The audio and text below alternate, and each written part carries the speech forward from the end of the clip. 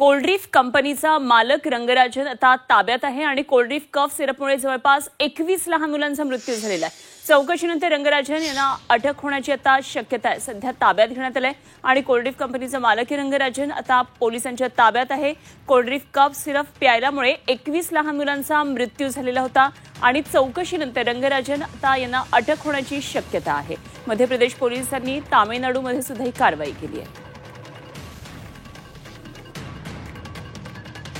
अत्यंत धक्कादायक आणि खळबळजनक अशा या घटना देशामध्ये 3 राज्यांमधून समोर आलेल्या होत्या। तर महाराष्ट्र मध्य प्रदेशच्या बॉर्डरवर सुद्धा या सीमा भागात सुद्धा मोठ्या प्रमाणात अशाच प्रकारे मृत्यू झालेला होता लहान मुलांचा। आणि हे जे कफ सिरप आहे कोल्ड्रीफ या कंपनीचा मालक रंगराजन आता ताब्यात घेण्यात आलेला आहे। 21 लहान मुलांचा मृत्यू या कफ सिरपमुळे झालेला होता। तर मध्य प्रदेश पोलिसांनी तामिळनाडूत ही कारवाई केलेली आहे। आणखी सविस्तर तपशील जाणून घेऊया। आमचे प्रतिनिधी उर्वशी खोना सध्या आपल्याबरोबर जोडल्या गेल्यात। उर्वशी, रंगराजन यांना अटक होण्याची शक्यता आहे, ताब्यात घेतलेले आहे सध्या कोल्ड्रीफ कप कंपनीचे मालक आहेत। काय नेमकी या संदर्भातले सविस्तर तपशील आहेत?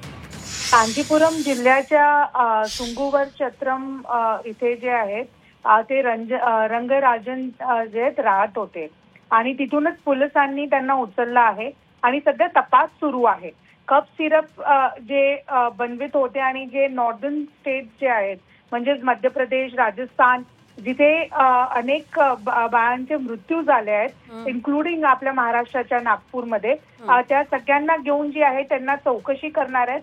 त्यांची इन्क्वायरी सुरू आहे आणि त्याला अटक होण्याची शक्यता आहे हेही समजून येत आहे।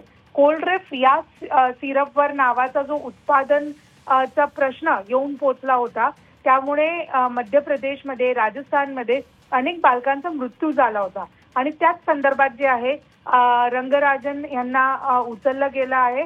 आणि बघितलं तर तपासात जे इन्क्वायरी आतापर्यंतची जी प्राथमिक इन्क्वायरी होती आणि तपास होता त्यात आढळलं होतं की कशा प्रकारे कारखान्यात वेगवेगळे व्हायोलेशन्स जे होत होते आणि त्या सगळ्यांच्या संदर्भात अजून डीप इन्क्वायरी। उर्वशी, काय नेमकी कारवाई यामध्ये होतीये बघणं महत्त्वाचं ठरणार आहे।